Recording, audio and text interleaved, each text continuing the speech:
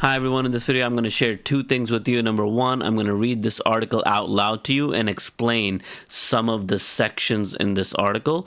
And two, I'm also going to share with you how I would find the central idea of this article. Now remember, the central idea is the main argument or point or claim that the author is trying to make. And the way we usually can pull out a central idea from an article is, one, we have to read the whole thing, and two, we try to ask ourselves, what is the one unifying big idea or claim that this author is trying to explain to us and trying to convince us of. Sometimes the central idea can be just one sentence, and other times there can be more than one central ideas that you have to kind of put together and figure out what's the main underlying message here. So we'll try to do that here, but let's go ahead and start with a read aloud.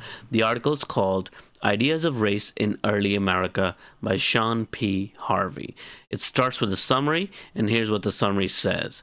Race as a concept representing a division of humanity and usually encompassing cultural as well as physical traits was crucial in early America. It provided the foundation of the colonization of native land, the enslavement of American Indian and Africans, and a common identity among Europeans. Although before colonization neither American Indians nor Africans nor Europeans considered themselves unified races, Europeans created racial distinctions with legal force. The origin of racial difference became a question of debate in the newly independent United States. So in this summary of this whole article, Harvey, the author, is explaining to us that race was an important idea in early America. In the earlier years of America, of the United States of America, and even colonial America before the United States became a country, race was an important issue. One, it allowed for Europeans to divide groups into distinct races. It allowed the Europeans to create a unified race for themselves. And it also laid the foundation for Europeans to be able to colonize indigenous lands, take over indigenous lands, and also to continue the practice of enslavement of African people. Colonization and savagery. From the earliest encounters, explorers and colonists observed and described the appearance, traits, and ways of life of indigenous Americans. Rather than monsters at the edge of the known world, Christopher Columbus found handsome people whose skin resembled that of Canarians, neither black nor white. The Taínos, Arawaks, were naked, possessed neither cities nor metal weapons nor idols.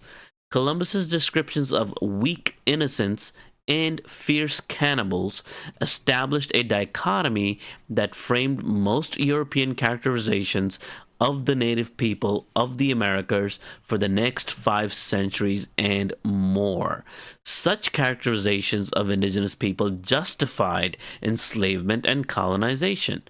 Slavery was justified because these people were uncivil, supposedly lacking cities and mastery of nature.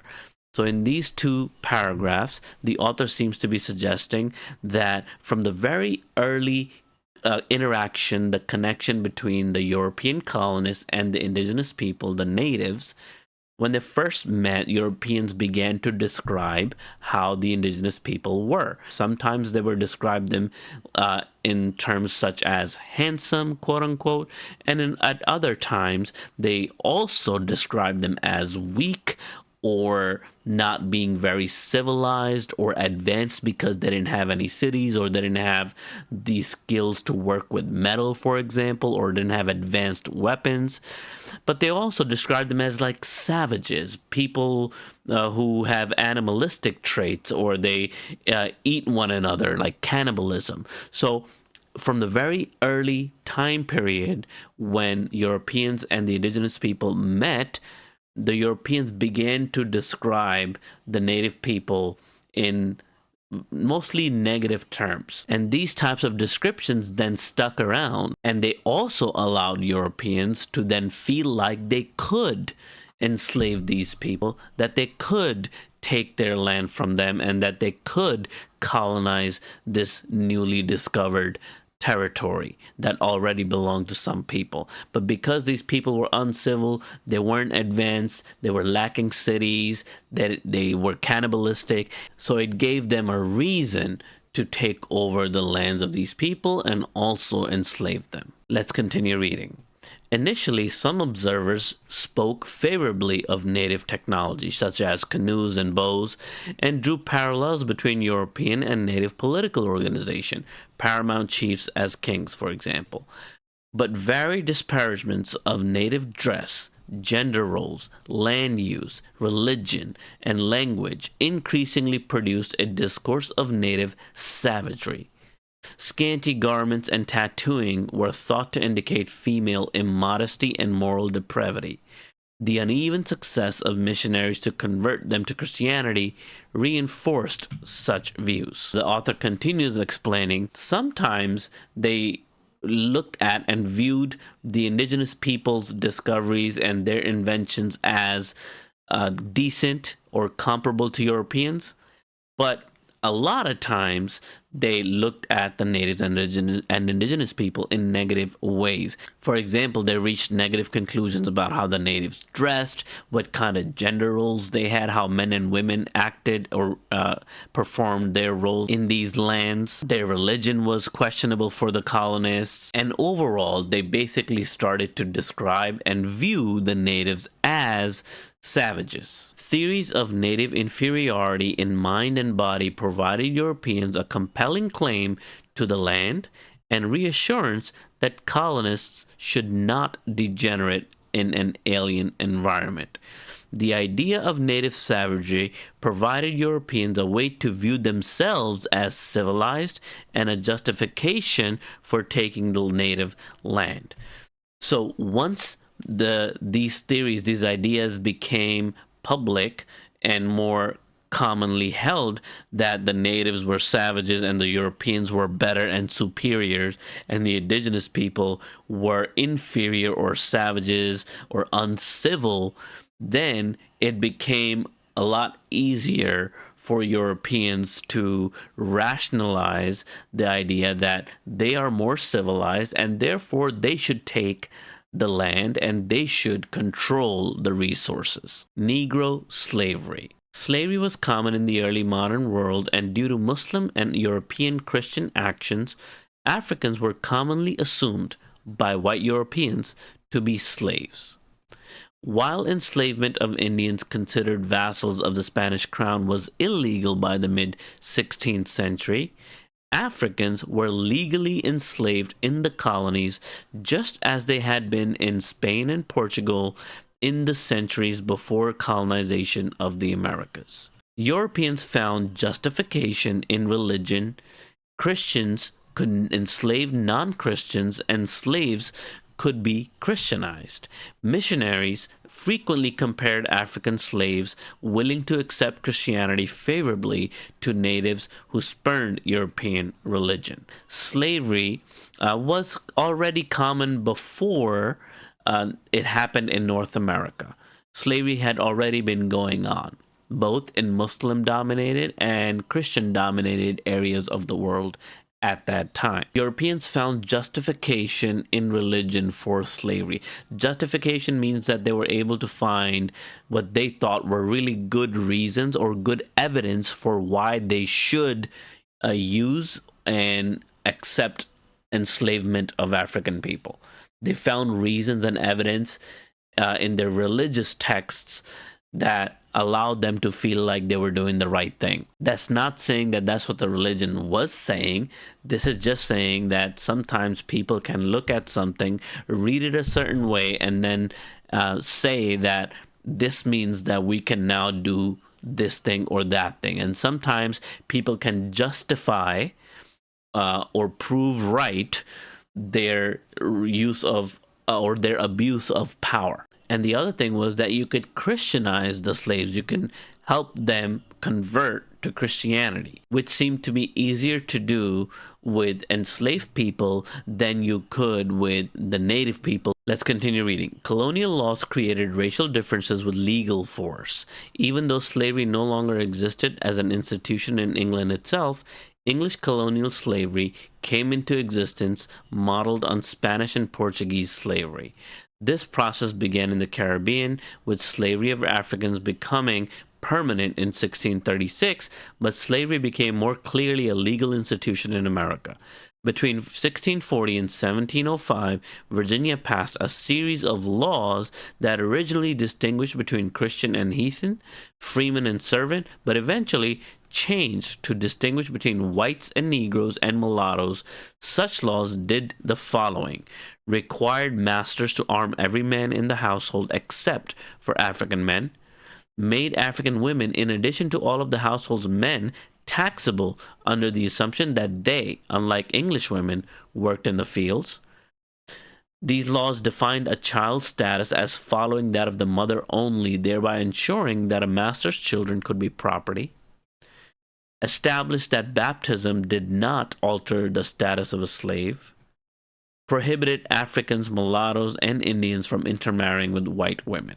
So this section is saying that between 1640 and 1705, these weren't just ideas that people had randomly in their head. These ideas actually became law. Some of the examples of these laws that the author gives include Africans, mulattoes, and Indians being prohibited to intermarry with white women, for example. And if you were an enslaved person, even if you got baptized or became a Christian, that didn't change your status in some cases. And in some situations, the slave owners were expected to arm or give a weapon to everybody in the house except African men. So you can see that from a very early time period of American history, there were legal protections for white people, and there were legal limits put on Native and Indigenous people as well as the enslaved African people. The French created laws like Code Noir in the Caribbean in 1685 and Louisiana in 1724. Comprehensive understandings of Negro difference, articulated through the law, medicine, and popular print culture, as well as natural history and natural and moral philosophy, served to justify black slavery in colonial America. So once again, a lot of different types of resources and information was being used to justify, to prove that enslaving people is the right thing to do. Even though today we know it wasn't the right thing to do, people at the time used all of these ideas of how these people looked, how they talked, how they dressed, how they acted, what kind of religion they had that was different, how advanced or less advanced they were compared to the Europeans. They used all of these things together to justify that these people should be enslaved and these people should not own this land, and we should own them, the Europeans, because we are better, we are superior. Okay, that's what the author has been describing. Next section: whites, Indians, and Africans in a revolutionary era. Even for ordinary Americans who knew little of philosophical debates, notions that large parts of the population were separated from one another by traits, perhaps inherent, that included way of life and moral character as much as appearance, grew increasingly common by the mid-18th century. In a time of considerable violence, political instability, and perceived opportunities for social change, race acted as a form of shared identity, the bounds of which had to be maintained. As early as the mid-17th century, white became a significant social category in colonies based upon slavery. The creation of race, in this sense, was tied to the patrolling of social boundaries, which made legal prohibitions on intermarriage a particularly important way to preserve racial purity. Whiteness was an abstract identity and a set of legal privileges such as not being enslaved or being able to marry, own a gun, or give testimony in court that were legally established. So in this section, the author is arguing that by the mid-18th century, these laws and rules establish a very clear separation between white and non-white peoples. And whiteness also had attached privileges that came with it. So if you were white, you could carry a gun, you were able to marry, you could give testimony in court because you were viewed as a human being and not property. And most importantly, you could not be enslaved. So these were all the privileges associated with being white. But if you were not white, most of these things you could not do. So compared to today, back at this time in the mid 17th to 18th century, we see how the laws that were created then created a world in which one race had more privilege and more rights and more freedoms than other races. Let's read on. Racial lines defined citizenship in the early years of the United States. While early state constitutions secured voting rights for any individuals meeting a certain property requirement, the insertion of white accompanied the elimination of property qualifications in revised constitutions in the early 19th century. All free white persons could become citizens through naturalization. The widespread view that the U.S. was a white nation supported calls for the colonization of emancipated slaves, Indian removal, and manifest destiny. By the time of Dred Scott versus Sandford in 1857, the U.S. Supreme Court considered it a settled principle that citizenship had always been confined to the white race and that they alone constituted the sovereignty in the government. So even in the 19th century, early 19th century, these laws that were created back in the 17th and 18th centuries, they led to a country having rules and laws that prevented non-white persons from becoming American citizens. And they also opened up doors to do other things that would mistreat people who were not white. Like the Indian Removal Act would remove Native Americans from their native lands and put them somewhere else. And manifest destiny is another idea that was used to expand territory and make the United States physically bigger by taking over land that wasn't already part of the United States. So these laws then led to new policies that continued to give a person who was white more privileges and rights and freedoms and protections than people who were not white. So that was the end of Ideas of Race in Early America by Sean P. Harvey. Hopefully you understand this article better. Now we're going to go ahead and come up with the central idea of this entire article. What's the main argument that Sean P. Harvey has been trying to make in this whole article that we just read? So this is the task where you have to come up with the central idea of this text and one other text. But let's just go down to where we have to type our central idea. So the way I came up with this general central idea is for each section that we read, try to figure out what's that section mainly about. What's the main point or the main idea of that section? And once I put all of these main ideas together, that gave me the general central idea. So the central idea is these four things right here. As I told you before, sometimes it's one sentence, sometimes you have to put a few sentences together to communicate the whole idea for the article. So here's what we have. The central idea is that the idea of race was important in early American history because it contributed to colonization and enslavement of African people. The Europeans divided people into racial groups, and that allowed them to justify or make it easier for them to colonize the native land and also to keep enslaving people, right? Then another big idea was, even though slavery already existed in the world, the colonies actually created laws to ensure that slavery continues and the practice of slavery is protected. And it also changed the treatment people would receive based on the color of their skin. And lastly, these laws didn't just end at slavery. They did a lot of other things to add privilege, extra privilege for people whose skin was white compared to the others. So I wrote the laws created in colonial America exclusively means only benefited people who were white and their whiteness was protected. Meanwhile, people who were not white, their land, property, and their personal freedoms were infringed upon or taken because they were not white. So these 4 points make up the full central idea of this article. And on the right hand side, you'll notice the lines from the text that helped us figure out this central idea. So I've numbered the lines that I found that I thought were important. You should also do the same. If you don't have this as a model right now, this is what you want to copy. And after that, you have to do the same thing that we just did with text number 2, which is called An American Tragedy, The Legacy of Slavery Lingers in Our Cities Ghettos by Glenn C. Lowry.